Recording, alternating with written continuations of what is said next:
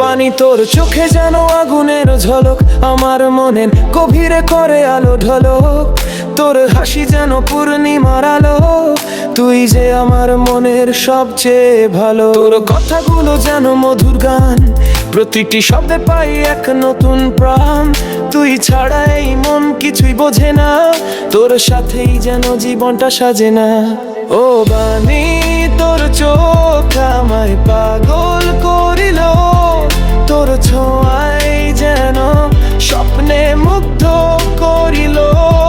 তুই ছাড়া সব যেন মিছে মায়া, তোরই প্রেমে আমি হারালাম দিশা।